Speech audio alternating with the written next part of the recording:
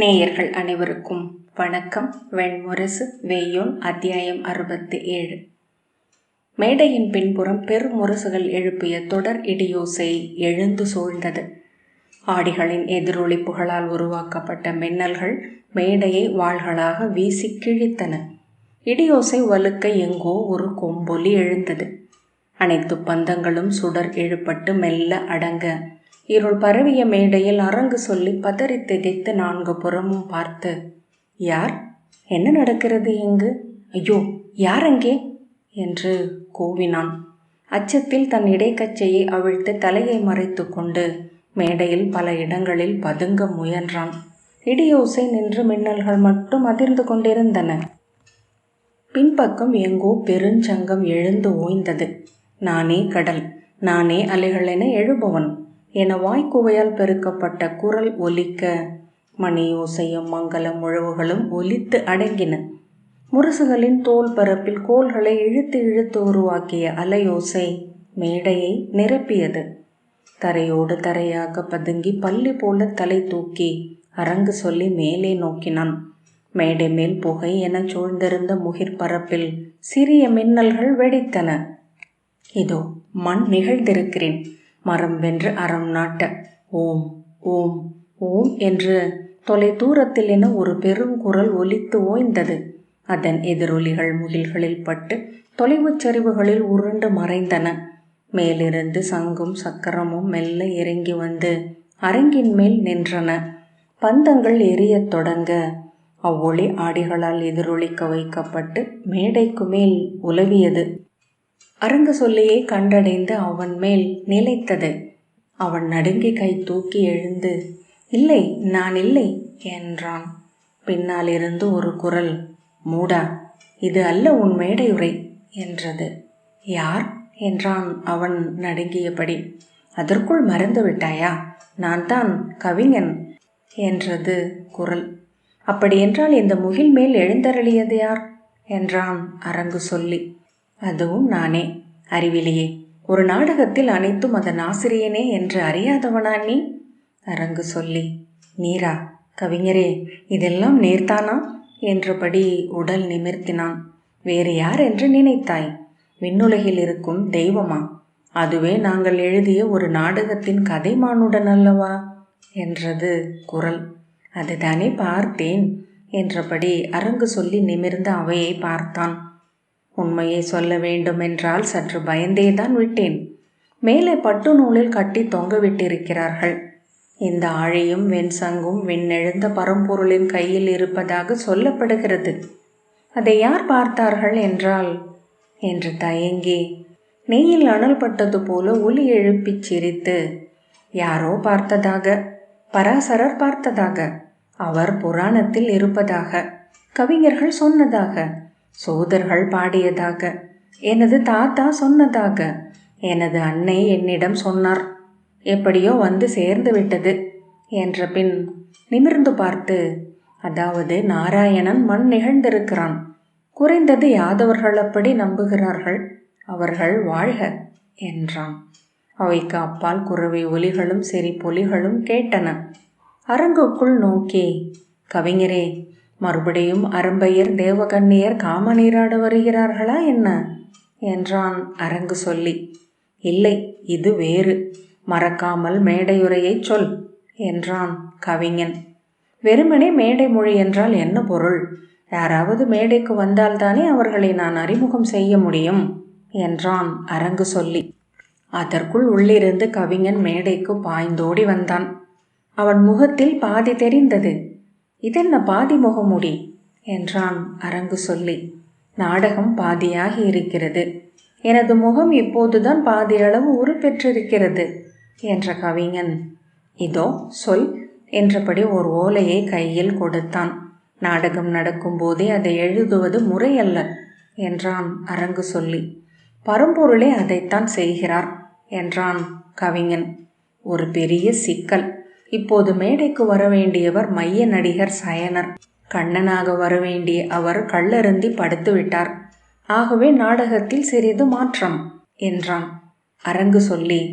இந்திரபிரஸ்தத்தின் அரசியா வருகிறாள் என்றவன் மேலே பார்த்துவிட்டு, ஆனால் ஆழியும் சங்கும் வந்துவிட்டதே என்றான். கவிஞன், ஆமாம், மறந்துவிட்டேன் என்ற பின் திரும்பி கை காட்ட அவை மேலேறி சென்று மறைந்தன. அரங்கு சொல்லி ஓலையை வாசித்துவிட்டு மேடையை நோக்கி, ஆகவே என்ன நடக்கிறது என்றால், அங்கே இமயமலை சாரலில் அமைந்த 5 நதிகள் தோள் தொடுத்தோடும் பாஞ்சால பெருநாட்டில் துருபத மன்னனின் மகளாக அனலிடை பிறந்த திரௌபதி இப்போது தான் கனவில் கண்ட பெருநகரை மண்ணில் அமைப்பதற்காக இடம் தேடி படகில் சென்று கொண்டிருக்கிறாள் என்ற பின் கவிஞனை நோக்கி, படகிலா, இந்த மேடையிலா என்றான். சற்று முன்னால் இங்கு சுனை வரவில்லையா? ஏன் படகு வர முடியாது? அதெல்லாம் அரங்கமைப்பு சிற்பியரின் வேலை, எழுதுவது மட்டும்தான் என் பணி என்ற பின் கவிஞன் அந்த சுவடியை பிடுங்கிக் கொண்டு உள்ளே ஓடினான். அவையை நோக்கிய அரங்கு சொல்லி, ஏதோ மேடை நுட்பம் செய்ய போகிறார்கள் என்று எண்ணுகிறேன் என்ற பின் மேடையின் வலப்பக்க ஓரமாக ஒதுங்கினான். தொலைவில் கேட்டுக்கொண்டிருந்த சிரிப்பொலியும் நீரை துழாவும் ஒலியும் வலுத்தன. தக்கையால் செய்யப்பட்ட படகொன்றை இடையளவில் கட்டி 4 சூதர்கள் அது அலைகளில் எழுந்து அமைவது போல் எழுந்தமைந்து துடுப்பிடுவது போல் நடனமிட்டு மேடைக்கு வந்தனர். அவர்களின் கால்களை மறைக்கும்படி நீளப்பட்டு திரை இருந்தது. அது அலை போல் 4 பக்கமும் இழுக்கப்பட்டு காணா சரடுகளால் அசைக்கப்பட்டது. குகர்கள் இருபுறமும் மாறி மாறி துடுப்பிட படகுக்குள் 5 சரடுகளாக கூந்தலை பகுத்து மணிமுடி அணிந்து சரப்பொழி மாலையும் தோள் வளைகளும் பூண்டு அமர்ந்திருந்தாள் திரௌபதி. ஒருத்தி அவளுக்கு சாமரம் வீச, பெரிதுருத்தி அவளுக்கு தாம்பூலம் அடித்தளித்தாள். ஒற்றை உடல் அசைவென அவர்கள் அப்படகை மேடையிலேயே அலைமேல் ஆடிச் செல்ல செய்தனர். அரங்கு சொல்லி திகைப்புடன், ஆஹா, மேடையிலேயே படகு என்று கூவினான். விலகு, மறைக்காதே என்றான் படகோட்டி. திரௌபதியை நோக்கி அவள் முன் அமர்ந்திருந்த அடைப்பக்காரி, இளவரசி, கங்கையின் 2 கரைகளிலும் தேடிவிட்டோம். தாங்கள் விரும்புவது போன்ற நிலங்களை 100க்கு மேல் வந்துவிட்டன. அரிய நதிக்கரை கொண்டவை, கரையிலேயே குன்றெழுந்தவை, அணுக முடியாத காவல் காடுகள் கொண்டவை. எங்கு நாம் அமைக்கவிருக்கிறோம் அந்த நகரை என்றாள். நாம் கண்ட அனைத்து இடங்களிலும் மாநகர்கள் அமைய முடியும். ஆனால் என் கனவில் நான் கண்ட அந்த நகரை அங்கெல்லாம் அமைக்க முடியாது என்றாள் திரௌபதி. படகை யமுனை கரைக்கு செலுத்துக. படகை சுக்கான் பற்றி திருப்பினர். தாங்கள் எப்போதும் காணாத நகர் என்ற ஒன்று எப்படி தங்கள் கனவில் வர முடியும் என்றாள் சாமரம் வீசியவள். நாம் காலத்தின் இக்கரையில் இருக்கிறோம் என்பதற்காக காலத்தின் அக்கறை அங்கு இல்லை என்று பொருள் அல்ல. அந்நகரம் அதற்குரிய நிலத்தில் அமைந்திருக்கிறது. இந்நதியைப் போல காலம் நம்மை அலைகளிலே ஏற்றி இறக்கி அங்கே இட்டு சென்று கொண்டிருக்கிறது. அதை நாம் கண்டடைவதொன்றே எஞ்சியுள்ளது என்றாள் திரௌபதி. அரங்கு சொல்லி சிரித்த அவையினரிடம், அரிய மேடை மொழி. அரச குடியினருக்கும் அமைச்சர்களுக்கும் மட்டுமே இதெல்லாம் நாடகங்களில் எழுதி அளிக்கப்படுகிறது. நானெல்லாம் இதை சொன்னால் நீங்கள் சிரிப்பீர்கள் என்றான். யார் அது சத்தம் போடுவது என்றான் படகோட்டி. அரங்கு சொல்லி. நான் அரங்கு சொல்லி என்றான். அரங்கு சொல்லியா, எங்கிருக்கிறாய் என்றான் அவன். அரங்கு சொல்லி, காலத்தின் இந்த கரையில். நீங்கள் வந்து சேர இன்னும் பல ஆண்டுகளாகும் என்றான். அதுவரை உன் வாயை மூடிக்கொண்டிரு. எதிர்காலத்தின் குரல் வந்து காதில் கேட்டால் எவரால் நிம்மதியாக காலத்தில் துடுப்புந்த முடியும் என்றான் படகோட்டி. அத்துடன், எதிர்காலத்தை காதால் கேட்ட பின் எவராவது எதையாவது கட்டுவார்களா என்ன? அரங்கு சொல்லி, ஆம், அது உண்மைதான் என்ற பின் தன் வாயை கைகளால் மூடினான். அரசி, இந்த காடு கூட உகந்ததாகவே உள்ளது. இங்குள்ள மரங்கள் கோபுரங்கள் போல எழுந்திருக்கின்றன. 3 சிற்றாறுகளால் இது ஊடுருவப்பட்டுள்ளது. ஒருபோதும் இங்கு நீர்வளம் குறைய போவதில்லை. இங்கொரு துறைமுகம் அமையும் என்றால் பாரத வருஷத்தின் பெருங்கலங்களை கூட இங்கு வந்து சேர முடியும் என்றாள் அடைப்பக்காரி. ஆம், என்றோ இங்கொரு பெருநகரம் அமையவிருக்கிறது. ஆனால் அது இந்திரபிரஸ்தம் அல்ல என்றாள் திரௌபதி. தாங்கள் ஏன் காம்பில்யம் போல் நமது 5 குடிகளுக்குரிய ஒரு நகரை அமைக்கக்கூடாது என்றாள் சாமரக்காரி. இந்திரன் நமது தெய்வம் அல்ல. இந்திரனுக்கு நாமே நகரமைக்க வேண்டும். அது ஒரு கனவு நிமித்தம். என்றாள் திரௌபதி. கனவில் எழுந்தது ஒரு பொன்னிற பாம்பு. உருகிய பொன் ஓடை போல் என்னை அணுகி நீர்த்துளி போல் என் சுட்டு விரலை தொட்டது. குளிர்ந்த தளிர் எனச் சுற்றி என் மேல் ஏறியது. அன்னையின் வருடல் போல், தந்தையின் அணைப்பு போல், பெருங்காதலின் தழுவல் போல் என்னை முற்றிலும் சுற்றி கொண்டது.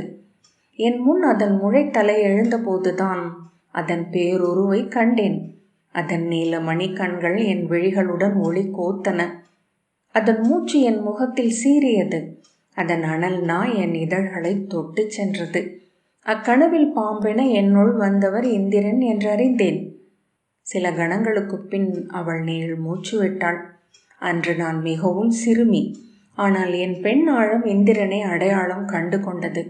பெரு விழைவின் இறைவன், நிறைவு என ஒன்றில்லாதவன், அவனே என் இறைவன். நான் விழைவது அவன் முடிசூடி குடிகொள்ளும் ஒரு பெருநகர். அது ஒரு அனல் துளி பற்றி எரிந்து இப்பாரத வருஷத்தை உண்டு மேலும் பசி கொண்டு விண் தொட்டு ஏறும் பெரு விழைவு அது. அடைப்பக்காரே, பேரவா என்பது பேரழிவுக்கு செல்லும் பாதை என்றே நம் முன்னோர் கற்பித்திருக்கிறார்கள் அரசி என்றாள். அது எளிய மக்களுக்கு.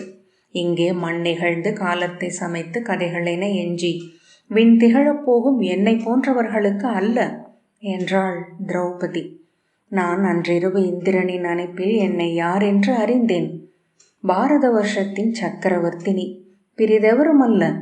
இரு தோழியரும் அவள் விழிகளை நோக்கி சொல்லின்றி அமர்ந்திருந்தனர். அவள் திரும்பி, ஆஹா, அதோ அங்கே என்றாள். இருவரும் திரும்பி நோக்க அவள், தோரண வாயிலென விண்வில் வளைந்துள்ளது என்றாள். எங்கும் உச்சி வெயில் ஊன்றி நின்றிருக்க அங்கு மட்டும் எப்படி எழுந்தது இந்திரவில் என்றாள் சாமரக்காரி. அடைப்பக்காரி, ஆம், அங்கு மட்டுமென ஒரு கார்முகில் நின்றிருக்கிறது. அதிலிருந்து வெள்ளி நூல்களென மழை அக்காடு மேல் இறங்கி இருக்கிறது என்றாள். திரௌபதி, படகை அங்கு செலுத்துக என்றாள். அங்கா? இளவரசி, அங்கே நாம் செல்லலாகாது என்று குகர்கள் அஞ்சி கூவினர். அது எந்த இடம் என்றாள் திரௌபதி. படகை முன்னால் செலுத்திய குகன் திரும்பி, இளவரசி, அதன் பெயர் காண்டவக்காடு. மானுடர் அணுக உண்ணா மாய நிலம் அது என்கிறார்கள். தலைமுறைகள் என எங்கள் குடிகள் எவரும் அக்கரையை அணுகியதில்லை என்றான். சரி, என் ஆணை இது, இப்போது அணுகுங்கள் என்றாள் திரௌபதி. தலை வணங்கி திரும்பி, இது இறப்புக்கான பாதை இளவரசி, ஆனால் தங்கள் ஆணையின் பொருட்டு அதை கடைபிடிக்கிறோம் என்றான் குகன். யமுனையின் பெருக்கில் எழுந்தெழுந்து அசைந்து சென்றது படகு. இளவரசி, இங்கு யமுனை சீற்றம் கொண்டு கொதித்து அமைகிறது. சீறி நெளியும் 1000 நாகங்கள் மேல் என செல்கிறது படகு. அக்காடருகே படகுகள் அணுக முடியாது என்றான் முதுகுகன். அணுகுக, நான் அங்கு சென்றாக வேண்டும் என்றாள் திரௌபதி. ஆம், அந்த இடம்தான் இந்திரன் எழவிருக்கும் இடம், அதுதான் என்றபடி அவள் கை நீட்டினாள். எழுந்து நின்று, அதே இடம், நான் கனவில் கண்ட நிலம் என்றாள். இளவரசி, அங்கு வாழ்பவை மாநாகங்கள். வடக்கே நாகபுரத்தில் முடிகொண்டு ஆண்ட தட்சநாகமான பிரபவர் குலத்துடன் எரித்தழிக்கப்பட்ட போது அவர் பல்லில் ஏந்திய ஒரு துளி நஞ்சை ஒரு தர்பை புல் நுனியில் தொட்டு எடுத்து கொண்டு இங்கு வந்தன அவர் குலத்து நாகங்கள் 5. அந்நஞ்சை இங்குள்ள அனைத்து உயிர்களுக்கும் அளித்து இங்கொரு நாக உலகை அவை எழுப்பின. மானுட உருவெடுக்க தெரிந்த உரகங்களும் பன்னகங்களும் மண்ணை அடியிலும் மேலும் என நிறைத்து அங்கு வாழ்கின்றன என்றான் முதுகுகன். இளவரசி, அங்குள்ள ஈக்களுக்கும் கொசுக்களுக்கும் அட்டைகளுக்கும் நஞ்சு உண்டு. வண்ணத்து பூச்சிகளுக்கும் வண்ணச் சிறகு கிளிகளும் சிட்டுக்களும் மைனாக்களும் கூட நஞ்சு நிறைந்தவை. மண்ணை நிறைத்து நெளிகின்ற நச்சு நா கொண்ட புழுக்கள். அங்குள்ள வேர்களும் இலைகளும் கனிகளும் மலர்களின் தேனும் கூட நஞ்சே. தட்சர்களின் அழியா தொல் நஞ்சு ஊறி பரவிய பெருநிலம் அது என்றான் இன்னொரு குகன். ஆனால் அவள் கண்கள் வெறிக்க கனவிலென, அந்நிலம்தான், பிரிதொன்றில்லை என்றாள். எண்ணி துணியுங்கள் இளவரசி, இது நாள் வரை இப்புவியில் எந்த மானுடனும் அக்காட்டை அணுகியதில்லை. அதை வெல்லும் ஆற்றல் உள்ள எவரும் இன்று பாரத வருஷத்தில் இல்லை. திரௌபதி அலைகளில் ஆடியபடி இடையில் கை வைத்து மேலாடை காற்றில் பறக்க குழல் அலைய காண்டவத்தை நோக்கி நின்றாள். அவள் முகத்தில் செந்நிற சூரிய ஒளிப்படிய குருதி நீராடி நின்றிருக்கும் கொற்றவை என தோன்றினாள். தொலைவில் என காண்டவம் தெரியத் தொடங்கியது. பெருங்காடு என்று கை சுட்டி சொன்னான் குகன். வெண் தொட்டெழுந்த பசுமரங்களுக்கு மேல் துளியறாதிருக்கும் மழை முகில் நீர்க்காடு. இந்திரன் வந்து தன் தேவியருடன் காதலாடி மேலும் களியாட்ட காடு என்று அதை சொல்கிறார்கள். அவன் சுட்டிய மூலையில் பெரிய ஓவிய திரைச்சீலை விரிந்து வந்தது. அதில் பச்சை பெருமரங்கள் மலரும் தளிரும் கொண்டு பொலிய பறவைகள் சரிந்த காண்டவ காட்டின் வண்ண ஓவியம் தெரிந்தது. அதன் மேல் மெல்லிய மின்னல்கள் துடித்தன. கரிய பொன்னிற நாகப்பட்டுடல்கள் நிழல்கள் போல் நெளிந்திறங்கி வளைந்தாடின. 100 பெருகி அவை பிரிதொரு காடாயின. தட்சனின் காடு. 3 தெய்வங்களும் அஞ்சும் பிரிதொரு அரசு என்றான் ஒரு குகன். அந்நிலம்தான், அதுவே தான். அங்கு எழும் இந்திரபிரஸ்தம். நான் அந்நகரை கண்டுவிட்டேன். காலடி எடுத்து வைத்து இக்காலத்திரையை கடக்க முடிந்தால் அந்நகரில் சென்று அமைந்திருப்பேன். அவள் பரபரப்புடன் கூவினாள். இதோ இங்கு இந்திரகீலம், இந்திரன் பெருஞ்சிலை அமைந்த நுழைவு பாதை. அதோ அங்கே 12 கிளைகளாக விரிந்து நீருக்குள் நீண்டு நின்றிருக்கும் துறை மேடை அமைந்துள்ளது. அதோ மாபெரும் சுழற்றலைகள் புகை சுருளென எழுகின்றன. நுரைப்பரப்பென எழுந்த 100 மாளிகைகள். அவள் மூச்சு அலை அடித்தது. வெறி கொண்டவள் போல் நகைத்தாள். கைவீசி கூச்சலிட்டாள். அதோ உச்சியில் இந்திரனின் பேராலயம். 12 இதழ் அடுக்குகள் எழுந்த பெருமலர். அதோ என் நகர் மேல் எழுந்த 7 வண்ண இந்திரவில். அதோ படகை ஓட்டிய குகன். இளவரசி, இதற்கு மேல் செல்ல வேண்டியதில்லை என்றான். செல்க என்று திரௌபதி சொன்னாள். அவள் கண்கள் கனவிலென விழித்திருந்தன. செல்க? அவள் அவர்கள் இருப்பதை அறிந்ததாகவே தெரியவில்லை. குகன் சேடியரை நோக்கிவிட்டு துடுப்பிட்டான்.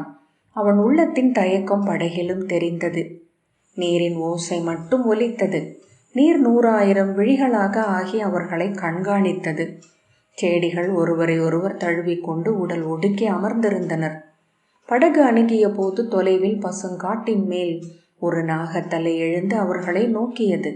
இளவரசி என குகன் அழைத்தான். அவன் குரல் நடுங்கியது. செல்க என்றாள் திரௌபதி. கொம்பு போல ஒரு ஓசை எழுந்தது. அது நாகங்களின் ஓசை. அங்குள்ள நாகங்கள் ஓசையிடுபவை என்றான் குகன். திரௌபதி செல் என கை காட்டினாள். மேலும் மேலும் என ஓசைகள் வலுத்தன. சட்டென்று அவர்கள் அருகே நீருக்கு மேல் ஒரு நாகத்தலை எழுந்து நீர் சீறியது. குகர்கள் அலற சேடியர் அணைத்து கொண்டு பதுங்கினர். திரௌபதி அவற்றை அஞ்சவில்லை. செல்க என்று கை அசைத்தாள். மேலும் ஒரு நாகம் எழுந்து மூழ்கியது. மேலும் மேலும் என நாகங்கள் எழுந்து எழுந்து விழுந்தன. பின்னர் அலை புரளும் கருநாக உடல்களாலான பரப்பாக நீர் மாறியது. காட்டின் மேல் பல 100 நாக உடல்கள் எழுந்தன. நாகங்கள் அங்கிருந்து கரிய அம்புகள் போல பறந்து வந்து அவர்களை சுற்றி நீரில் விழுந்தன. வானம் நாகங்களால் நிறைந்தது. யானையின் துதிக்கை போல ஒரு நாகம் எழுந்து வந்து திரௌபதியின் அருகே நின்றிருந்த சேடியை அள்ளி தூக்கி கொண்டு சென்று நீருக்குள் மறைந்தது. அவள் அலறல் நீரில் கொப்புளங்களாக மாறி மறைய இன்னொருத்தி படகுடன் ஒட்டி கொண்டாள். எழுந்து வந்த பிரிதொரு நாகம் அவளை சுற்றி சுழற்றி தூக்கி காற்றில் வீசியது.